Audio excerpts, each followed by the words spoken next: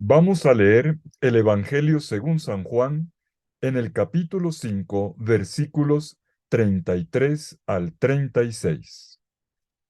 En aquel tiempo dijo Jesús a los judíos: Ustedes enviaron mensajeros a Juan, y él ha dado testimonio en favor de la verdad.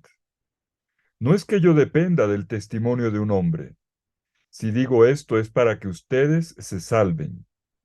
Juan era la lámpara que ardía y brillaba, y ustedes quisieron gozar un instante de su luz. Pero el testimonio que yo tengo es mayor que el de Juan. Las obras que el Padre me ha concedido llevar a cabo, esas obras que hago, dan testimonio de mí, que el Padre me ha enviado. Palabra del Señor. Gloria a ti, Señor Jesús. Escuchamos hoy el último evangelio de la primera etapa del tiempo del Adviento. Mañana comenzaremos las denominadas ferias privilegiadas, los días que preceden a la Navidad y que nos narrarán los antecedentes de la venida del Mesías a nuestro mundo.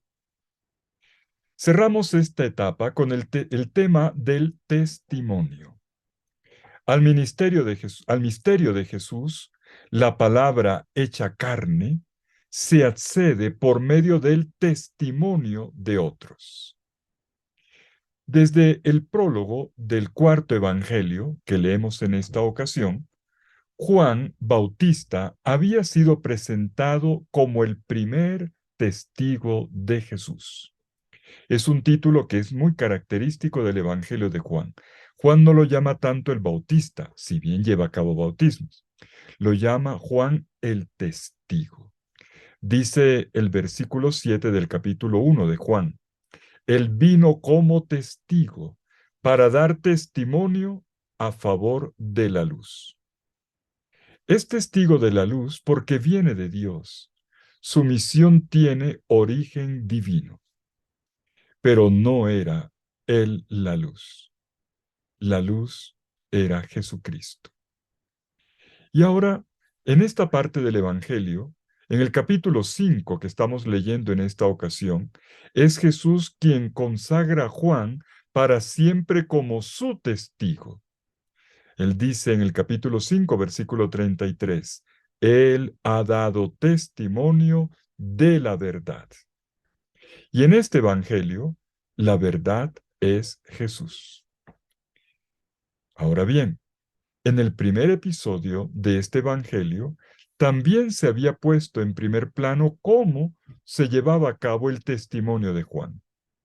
Las autoridades religiosas de Jerusalén vinieron al encuentro de Juan. Estas autoridades eran denominadas los judíos y vienen a interrogarlo, le preguntan quién era él. Y además el interrogatorio da ocasión para que Juan dé testimonio de aquel a quien anunciaba, o sea, a Jesucristo.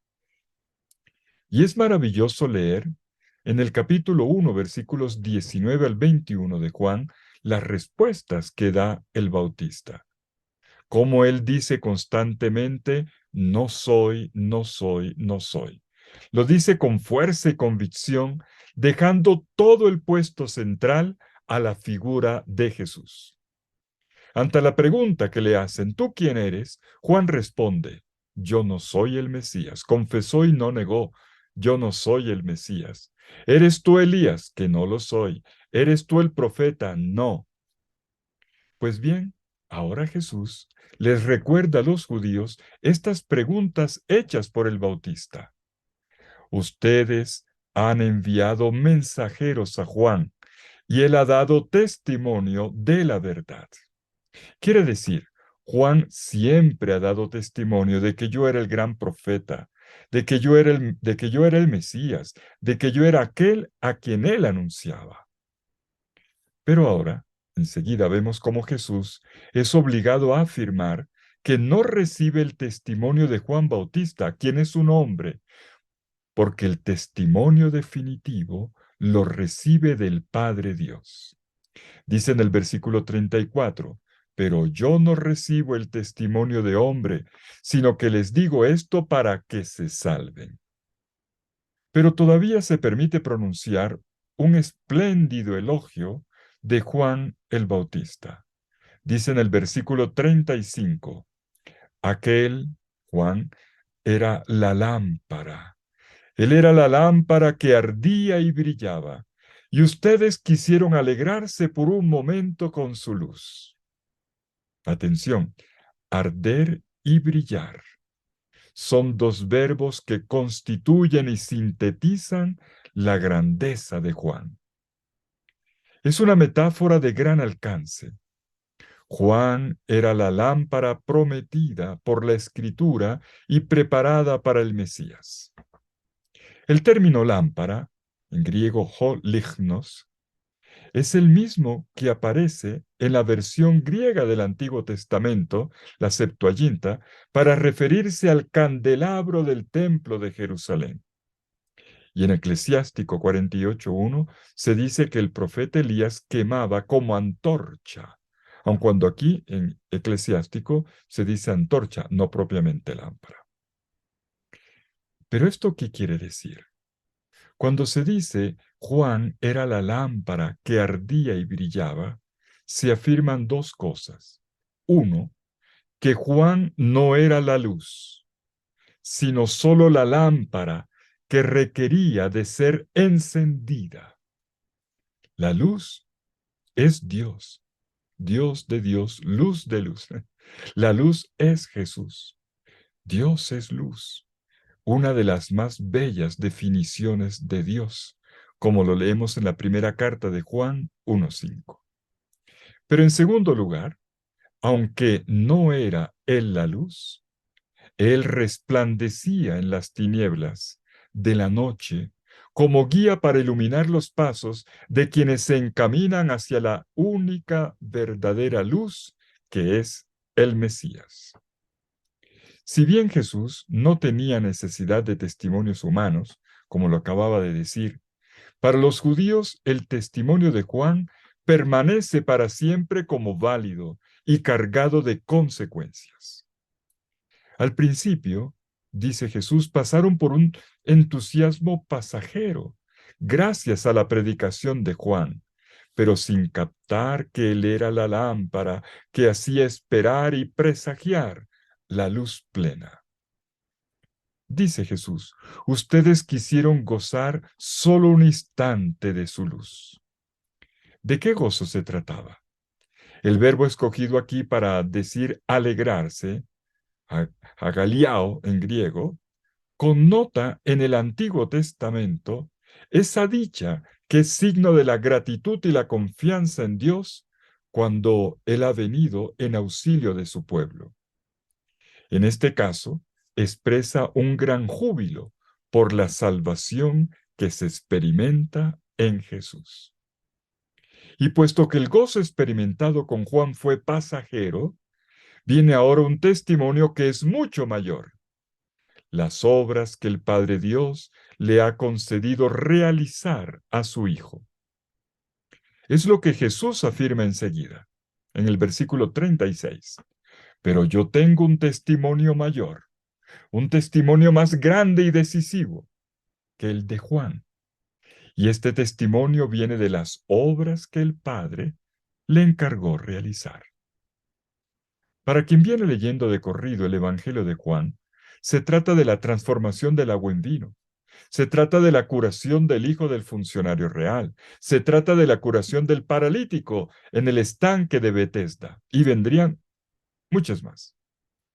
Todas estas obras de Jesús son reveladoras de quién es Él. Y por eso el versículo 36 lo podemos parafrasear así: estas obras que yo hago y estas acciones que yo realizo, los signos que yo llevo a cabo, son los que dan testimonio de mí.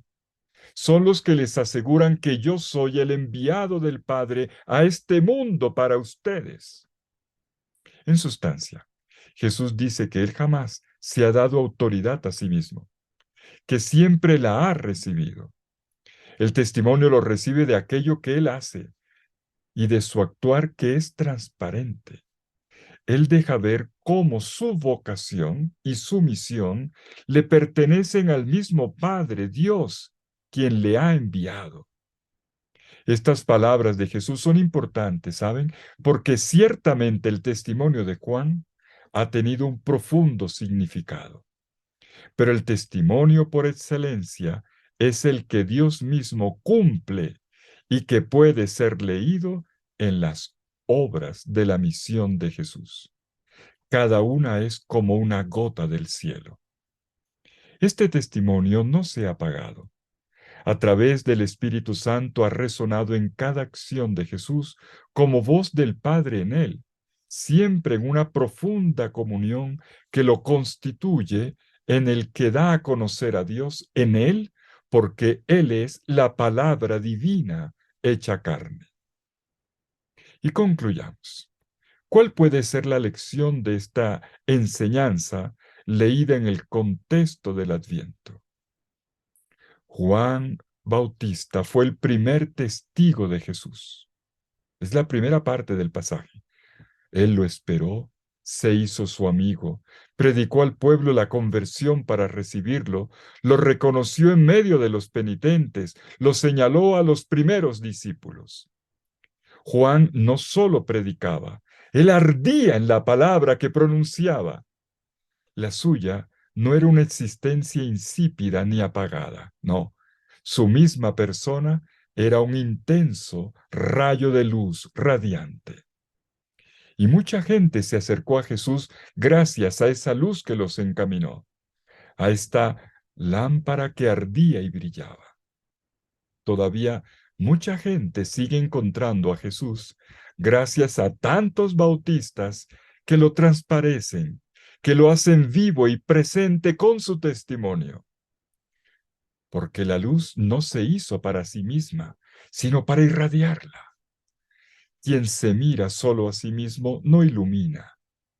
Un testigo es un puñado de luz arrojado en el mundo, luz que acaricia la vida y que revela la belleza escondida de todas las cosas. Pero existe otro camino para llegar a Jesús, y es la segunda parte del pasaje que hemos leído, y consiste en reconocer las obras que Él hace en calidad de enviado del Padre. ¿Cuáles son estas obras? Basta leer el Evangelio. No hay página que no las tenga. Son tantos los gestos de luz, de paz, de pacificación, de amor, de diálogo, de perdón, de conversión, de esperanza, que son llevados a cabo en su nombre. Acercarse a Jesús implica el crecimiento de esa sensibilidad espiritual para leer en cada obra la mano de Dios, para ver allí el amor en acción, tocando y rehaciendo las fibras heridas de la existencia. Adviento. El Adviento afina esa mirada interior que permite reconocer, pero también continuar las obras que realiza en este mundo tan necesitado el Padre Dios a través de su Hijo Jesucristo, el enviado de su corazón. Es tiempo de descubrir esta increíble presencia de Dios.